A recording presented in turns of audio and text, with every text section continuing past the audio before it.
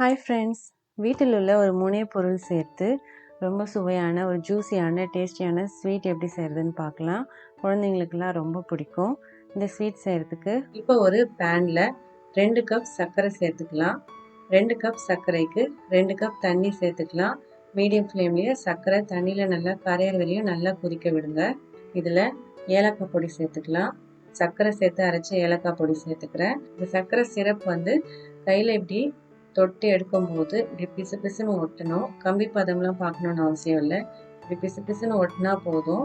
நம்மளுக்கு இந்த சர்க்கரை சிரப் ரெடி ஆயிடுச்சுன்னு அர்த்தம். இப்போ ஸ்டவ் ஆஃப் பண்ணிவிட்டு இதை அப்படியே மூடி வைக்கலாம். முதல்ல ஒரு மிக்ஸி ஜார் எடுத்துக்கலாம். இதில் 2 கப் அளவு தேங்காய் சேர்த்துக்கலாம். தேங்காவை தோல் சீவணும்னு அவசியம் இல்லை. சின்ன சின்ன துண்டுகளாக கட் பண்ணிவிட்டு சேர்த்துடுங்க. இதில் 1/2 கப் தண்ணி சேர்த்துக்கலாம். தண்ணி கொஞ்சம் கொஞ்சமாக சேர்த்து நல்லா ஃபைன் பேஸ்ட்டாக அரைச்சி எடுத்துக்கலாம். இப்போ ஒரு வடிகட்டியில் ஒரு காட்டன் துணி போட்டு இந்த தேங்காவை வடிகட்டி இந்த தேங்காய் பால் மட்டும் புழிஞ்சு எடுத்துக்கலாம். முதல் திக்கான பால் மட்டும்தான் வேணும். இப்போ நம்ம புழிஞ்சு எடுத்த தேங்காய் பாலை அளந்து எடுத்துக்கலாம். இந்த ஸ்வீட் செய்கிறதுக்கு நான் இப்போ செய்ய போகிற அளவுக்கு பார்த்தீங்கன்னா 2 கப் அளவு தேங்காய் பால் வேணும். இப்போ ஒரு கடாயில் 2 டீஸ்பூன் நெய் சேர்த்துக்கலாம். இதில் 1/4 கப் ரவை சேர்த்துக்கலாம். நான் எடுத்துருக்கிறது பொடி ரவை, வறுத்த ரவை சேர்த்துருக்கேன். நீங்கள் வறுக்காத ரவையாக இருந்தாலும் பயன்படுத்தலாம். வறுத்த ரவையாக இருந்தால் 2 நிமிஷம் வறுத்து விட்டுக்கிட்டா போதும். வறுக்காத ரவையாக இருந்தால் 3-4 நிமிஷம் குறைவான தீயிலே நல்லா வறுத்து விடுங்க. அடுத்ததாக இதில் 3/4 கப் கோதுமை மாவு சேர்க்கலாம். அடுப்பை குறைவான தீயிலே வைங்க. கோதுமை மாவில் இருக்கிற பச்சை வாசனை போகிற வரைக்கும் ஒரு 3-4 நிமிஷம் வறுத்து விடுங்க. இப்போ இதில் தேங்காய் பால் சேர்த்துக்கலாம். மெஷரிங் கப்பில் 2 கப் தேங்காய் பால் சேர்த்துக்கலாம். நல்ல திக்கான பால் சேர்த்து கலந்து விடுங்க. அடுப்பு குறைவான தீயிலே இருக்கட்டும். கோதுமை மாவோட தேங்காய் பாலை நல்லா கலந்து விடலாம். தொடர்ந்து நல்லா கலந்து விட்டுக்கிட்டே இருங்க. நல்லா இது கடாயிலேருந்து ஒட்டாமல் நல்லா உருண்டு வரணும். கோதுமை மாவு நம்ம சப்பாத்திக்கு மாவு எப்படி பிசைவோமோ அந்த மாதிரி மாவு உருண்டு வரணும். அது வரைக்கும் நல்லா கலந்து விடுங்க. ரவையும் கோதுமை மாவும் கரெக்டான ரேஷியோவில் சேர்க்கணும். 1/4 கப் கோதுமை மாவு, 1/4 கப் ரவை, 2 கப் தேங்காய் பால், அது திக்கான தேங்காய் பால். இந்த ரேஷியோ நீங்கள் கரெக்டாக சேர்த்தீங்கன்னா ஸ்வீட் நல்லா சாஃப்டாக ஜூஸியாக வரும். இப்போ பாருங்கள், கோதுமை மாவு தேங்காய் பாலையே நல்லா வெந்து கடாயிலேருந்து ரொம்ப ஒட்டாமல் உருண்டு வருது. இந்த ஸ்டேஜில் நம்ம ஸ்டவ் ஆஃப் பண்ணிடலாம். ஸ்டவ் ஆஃப் பண்ணிவிட்டு இதை மூடி போட்டு அப்படியே ஆற விடலாம். இந்த மாவை நல்லா சூடாகி இருக்கு. இதை கையிலேயே நல்லா பிசைஞ்சு விட்டுக்கலாம். சப்பாத்தி மாவு மாதிரி நல்லா பிசைஞ்சு விடுங்க. இதில் நம்ம திக்கான தேங்காய் பால் சேர்த்துருக்கிறதுனால கையில் ரொம்ப ஒட்டாது. மாவும் பாருங்கள் எந்த அளவுக்கு சாஃப்டாக இருக்குது.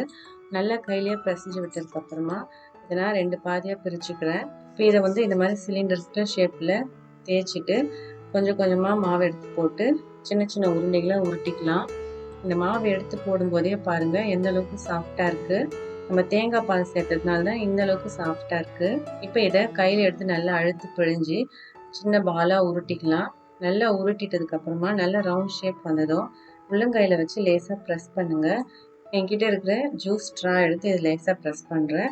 அதுக்கப்புறமா இதில் டூத் பிக்கில் இந்த மாதிரி இம்ப்ரெஷன்ஸ் கொடுக்கலாம். இது நீங்கள் இந்த ஷேப்பில் தான் பண்ணணும்னு அவசியம் இல்லை. உங்களுக்கு வேணுன்ற ஷேப்பில் டிசைன் பண்ணிக்கலாம்.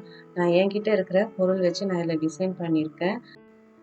இந்த டிசைன் எப்படி இருக்குன்னு நீங்கள் கமெண்ட்டில் சொல்லுங்கள். இப்போ ஒரு கடாயில் தேவையான அளவு எண்ணெய் ஊற்றி சூடுபடுத்திடுங்க. ரொம்ப சூடு ஏற வேணாம், மிதமான சூடு இருந்தால் போதும். ஏற்கனவே ரெடி பண்ணி வச்ச மாவை இதில் ஒன்றா சேர்த்துடலாம். அடுப்பணல் லோ டு மீடியம் ஃப்ளேம்லேயே இருக்கட்டும். அதான் மாவு உள்ளேருந்து நல்லா வேகும். ஒரு நிமிஷம் நல்லா வெந்ததுக்கப்புறமா திருப்பி போட்டு இன்னொரு பக்கமும் ஒரு 2 நிமிஷம் வேக விடுங்க. அதுக்கப்புறமா நல்லா எல்லா பக்கமும் ஈவனாக கலரி விட்டு லைட் கோல்டன் கலருக்கு வர வரைக்கும் வேக விடலாம். இந்த ஸ்வீட்டை நம்ம ஒரு 2 நாள் வெளியே வச்சு சாப்பிடலாம். குழந்தைங்களுக்கு ரொம்ப பிடிக்கும். 2 நாள் வரைக்கும் கூட இது இருக்காது. அவ்வளோ சீக்கிரம் காலியாகிடும். ஏன்னா ஒன்று சாப்பிட்டாலே திரும்ப திரும்ப வேணும்னு தான் கேட்பாங்க. பாருங்கள், இந்த அளவுக்கு நல்ல கோல்டன் கலருக்கு மாறினதும் எண்ணெயிலேருந்து இதை எடுத்துடலாம். எடுத்து இப்போ ஏற்கனவே நம்ம ரெடி பண்ணியிருக்கிற சுகர் சிரப்பில் இதை சூடாக இருக்கும்போதே அப்படியே இந்த சுகர் சிரப்பில் போட்டுடலாம். இதே மாதிரி ஒரு பேட்சாக ஃப்ரை பண்ணிவிட்டு சூடாக இருக்கும்போதே அப்படியே எடுத்து இதை சுகர் சிரப்பில் போட்டுடலாம். இது நம்ம ஒரு 2 மணி நேரம் அப்படியே ஊற விட்டுடலாம். இப்போ 2 மணி நேரத்துக்கு அப்புறமா நான் எடுக்கிறேன். பாருங்கள், இந்த ஸ்வீட் வந்து நல்லா இந்த சுகர் சிரப்லாம் நல்லா இழுத்துக்கிட்டு நல்லா பெருசாக வந்திருக்கு. ரொம்ப ஈஸியான மெத்தடில் வீட்டில் இருக்கிற பொருளை வச்சு ரொம்ப ஜூஸியான டேஸ்டியான ஸ்வீட் எப்படி செய்யுதுன்னு பார்த்தோம். இந்த வீடியோ உங்களுக்கு பிடிச்சிருந்தா லைக் பண்ணுங்கள். இந்த ஸ்வீட்டை நீங்களும் ட்ரை பண்ணி பார்த்தீங்கன்னா எப்படி வந்ததுன்றதை கமெண்ட்டில் எனக்கு சொல்லுங்கள். சேனலை நீங்கள் சப்ஸ்கிரைப் பண்ணுங்கள். அப்படியே பெல் ஐக்கானையும் ப்ரெஸ் பண்ணி ஆல் ஆப்ஷன் செலக்ட் பண்ணுங்கள். தேங்க்யூ.